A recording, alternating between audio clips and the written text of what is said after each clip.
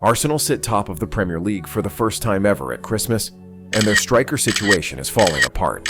The club has thrown £165 million at 3 strikers over 3 years, and right now, a midfielder playing up front is getting them their best results. I'm Marcus Reed, and today on Goalline Drama, we're breaking down Arsenal's striker crisis. Their £55 million signing has managed just 4 Premier League goals. 2 major injuries have exposed how thin their depth really is, and this whole paradox might somehow lead them to their first league title in 21 years. The £55 million problem. Viktor Gyökeres was the striker Arsenal fans had been begging for, and on July 26, 2025, the club finally signed him from Sporting CP for £55 million plus £8.5 million in add-ons. This wasn't just any striker signing because Gyökeres had just won the 2025 Gerd Müller Trophy as Europe's top scorer after banging in 54 goals in 52 games for Sporting during the 2024-25 season, including 6 in the Champions League. The Arsenal fan base erupted with relief and excitement. Years of false nines and converted midfielders were finally over, replaced by a proven goalscorer who knew how to find the back of the net at the highest level. Arsenal handed him the number 14 shirt and a contract until June 30th, 2030, believing they'd found the solution. Fast forward to December 21st, 2025, and Gyökeres has 4 Premier League goals in 14 matches with 0 assists. Across all competitions, he's managed just 6 goals in 17 appearances, and his shooting statistics tell the story of a player struggling to adapt. 21 shots total with only 8 on target works out to 38.1% accuracy, meaning he needs 5.25 shots to score a goal. Here's the kicker. His expected goals in the Premier League sits at 3.04, which is actually the highest in the Arsenal squad. That means he's getting into the right positions and receiving the service, but he's not converting the chances. At Sporting, he was clinical, but at Arsenal, he's misfiring when it matters most. A hamstring injury in November 2025 kept him out for almost a month, and since returning from that injury, he hasn't scored in 4 matches. His last goal came on November 1st, 2025, against Burnley, when he scored his 6th goal of the season before the injury derailed his momentum completely. Mikel Arteta has been defending him publicly, and you can hear the frustration mixed with patience when he tells the media to leave him alone, let him do what he does best, be behind him, and I'm sure things will turn out in the right way.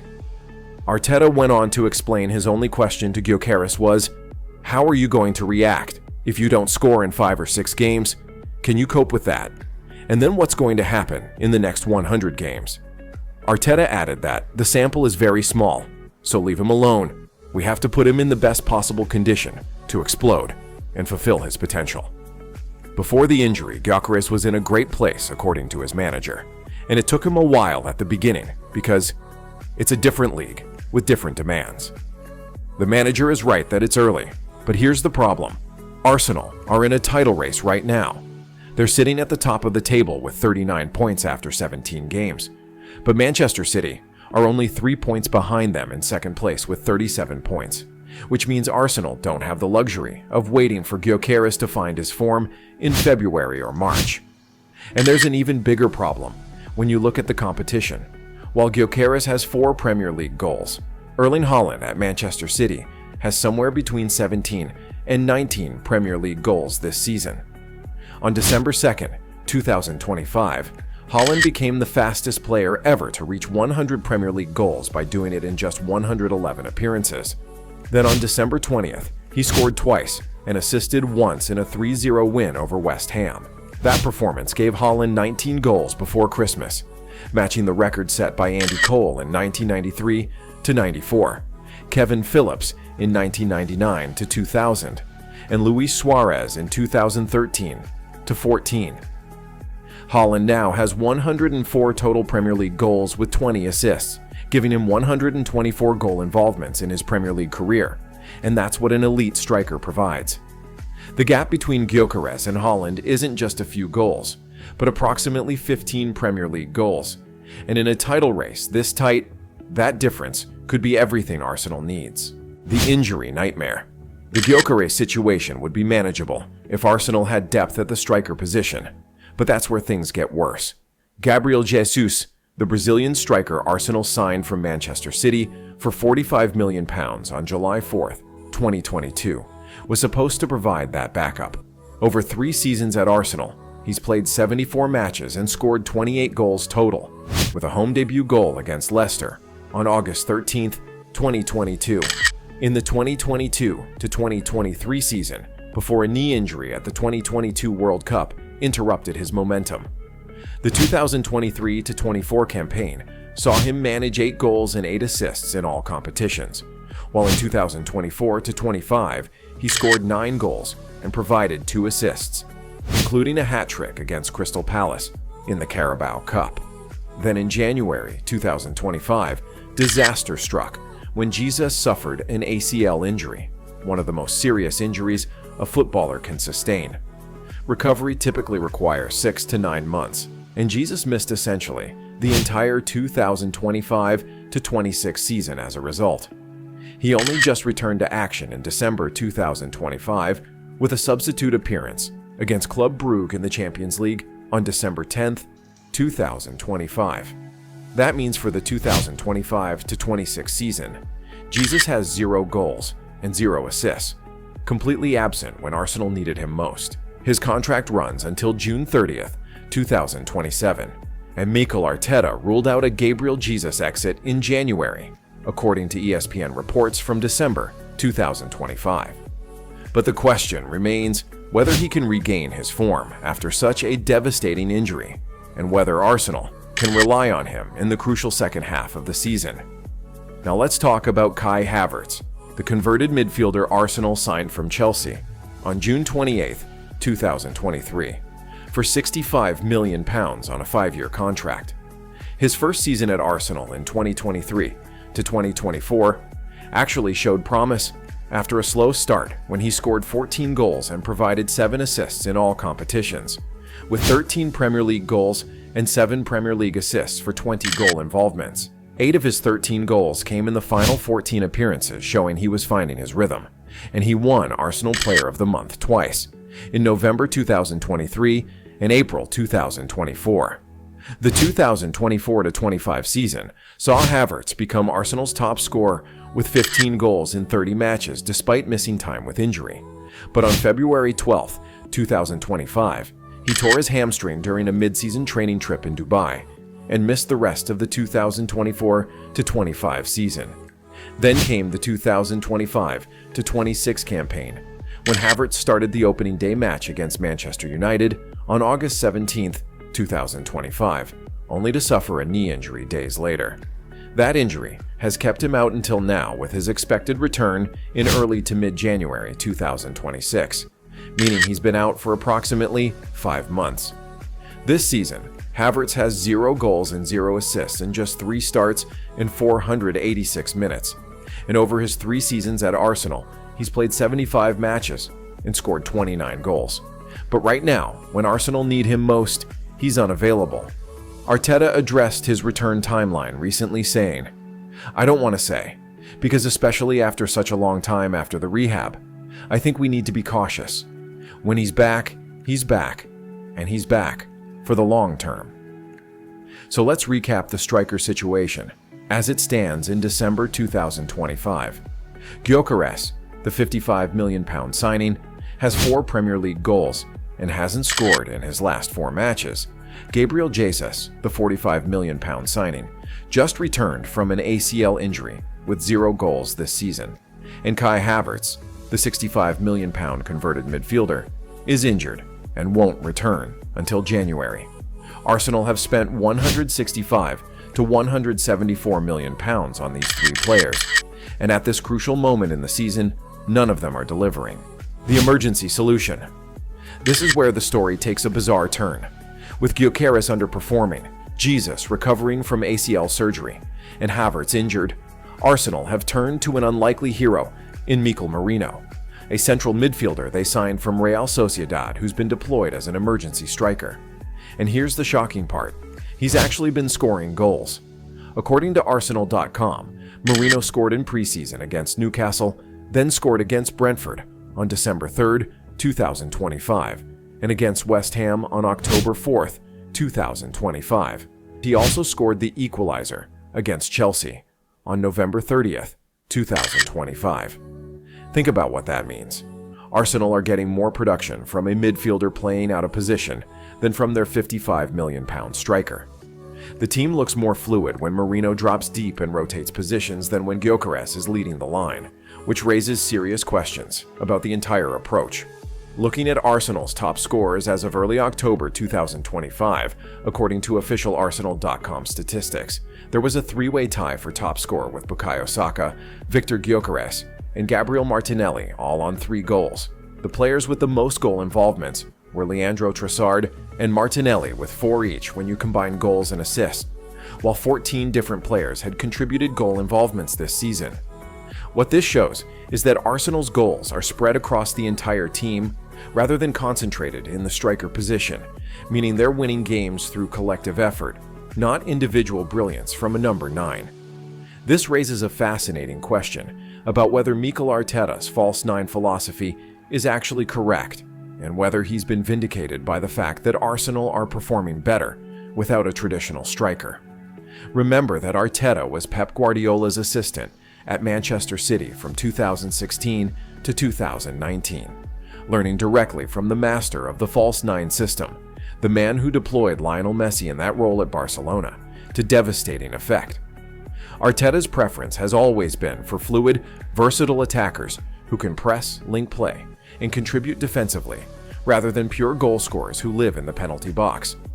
The problem is that Arsenal fans and the media pressured the club to sign a traditional striker, pointing to Manchester City's success with Erling Haaland and demanding Arsenal follow the same path. So Arsenal spent £55 million on Gyökeres, and now it's not working the way anyone expected. The irony is painful when you really look at it. Arsenal are top of the Premier League for the first time ever at Christmas, and they're achieving it by playing against the principles of the striker they just signed. The £165 million question. Let's put the financial aspect of this into perspective because the numbers are staggering. Arsenal signed Gabriel Jesus in 2022 for £45 million. They signed Kai Havertz in 2023 for £65 million. And they signed Viktor Gyökeres in 2025 for £55 million plus $8.5 million in add-ons. That's a total investment of £165 to £174 million on strikers over 3 years.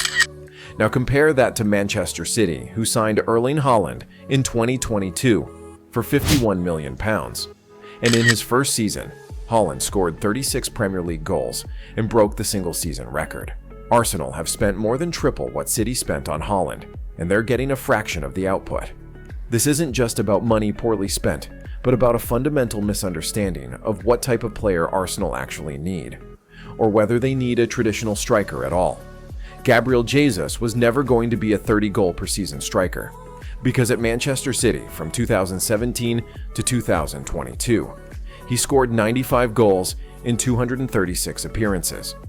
That's a solid record, but he was never the main man, winning 4 Premier League titles with City as a supporting player rather than the focal point of the attack. Kai Havertz won the Champions League with Chelsea playing as an attacking midfielder, not a striker, and his best qualities are his technical ability, his movement, and his intelligence, not his goal scoring. Converting him to a false 9 was an admission that Arsenal didn't really want a traditional striker in the first place, and now Gyökeres, who scored 54 goals in 52 games for Sporting, can't replicate that form in the Premier League, which raises the question of whether he's not good enough or whether Arsenal's system doesn't maximize the strengths of a pure goal scorer. The more you examine this situation, the more it seems like Arsenal have been trying to solve a problem that doesn't exist, or trying to solve it in a way that contradicts their own tactical identity. The title race stakes. Here's why this matters so much right now. In the 2022-23 season, Arsenal finished second after leading the league for most of the season with 50 points from their first 19 games, which was their best ever start. Then they collapsed in the final stretch, winning only 12 points from their final 9 matches, while Manchester City won the title. In the 2023-24 season, Arsenal finished second again, going to the final day, needing Manchester City to drop points. Kai Havertz scored the winning goal against Everton in the 89th minute, but City had already won their match, and Arsenal lost the title by just 2 points. 2 years in a row, Arsenal have been right there at the end, and 2 years in a row, they've fallen short. The pattern is clear. When the pressure is at its highest and every goal matters most, Arsenal don't have the reliable goal scorer to get them over the line. And here's the brutal reality. In those crucial moments, Manchester City have Erling Haaland. When City need a goal, they know where it's coming from. But when Arsenal need a goal, they're hoping Bukayo Saka or Martin Odegaard or Gabriel Martinelli can produce magic, or that Mikel Merino can somehow score from midfield. That's not a sustainable strategy for winning the Premier League, because you can get away with it for half a season, you might even make it to the final few weeks, but over 38 games, the team with the elite goal scorer almost always wins. The question Arsenal face right now is whether they can maintain their position at the top without a functioning striker. And they've done it so far, which is remarkable. But we're only 17 games into the season. There are 21 games left. That's a lot of football, and the pressure only increases from here. What happens next? So what are Arsenal's options moving forward? The January transfer window opens on January 1st, 2025, and closes on February 3rd, 2025, giving Arsenal a chance to go back into the market and sign another striker. But that seems unlikely. They've already spent £55 million on Gyökeres, and Mikel Arteta has publicly backed him to come good, which means admitting defeat on that signing after just 6 months would be a disaster for both the club and the player. They could wait for Kai Havertz to return from injury in early to mid-January 2026, and Arteta has said he wants to be cautious with Havertz's return, making sure he's back for the long term rather than rushing him. If Havertz comes back and finds his 2024-25 form when he was Arsenal's top scorer, that could change everything. But there's no guarantee after such a long injury layoff. Gabriel Jesus is now back from his ACL injury after making his return against Club Brugge on December 10th, 2025. But he needs time to build fitness and confidence after missing almost an entire year. Expecting him to immediately solve Arsenal's goal-scoring problems is unrealistic given the circumstances. The most likely scenario is that Arsenal stick with what they have, continuing to deploy Gyökeres and hope he rediscovers the form he showed at Sporting. They'll gradually integrate Jesus back into the team, wait for Havertz to return in January, and in the meantime, rely on goals from all over the pitch. Saka, Odegaard, Martinelli, Trossard, and yes, even Mikel Merino playing as an emergency striker. Arteta's recent comments suggest this is exactly the plan when he said about Gyökeres that he's doing it with a lot of desire. His energy level, his commitment are absolutely top, and we are here to help him because we've all been here. Arteta added that we all need time. There's always moments, and the strikers have moments. They score more goals, less goals, and we need to be there for him. That's the language of patience. That's a manager asking for time. But the problem is that time is the one thing Arsenal might not have. Every match that Gyökeres doesn't score, every point they drop, every goal Erling Haaland scores for Manchester City widens the gap between where Arsenal are and where they need to be. The paradox remains. Here's the truth about Arsenal's number 9 problem. It's serious, but not in the way you might think.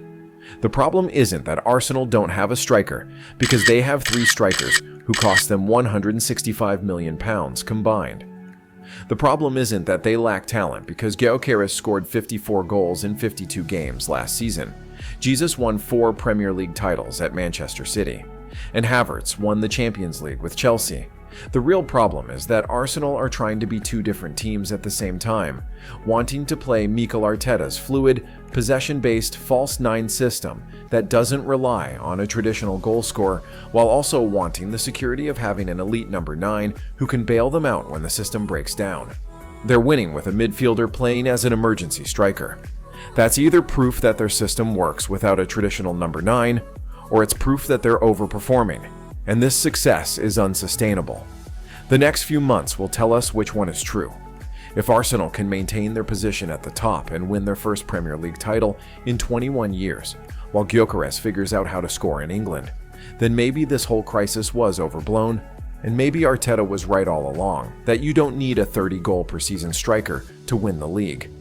But if they collapse, again like they did in 2022 to 2023, and 2023 to 2024, if Manchester City overtake them in the second half of the season, if they finish second for the third year in a row, then the striker problem won't just be serious, but will be the reason they failed.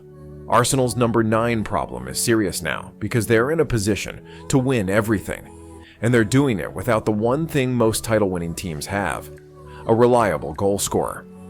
The paradox is the problem, and until they resolve it one way or the other, this question will hang over everything they do.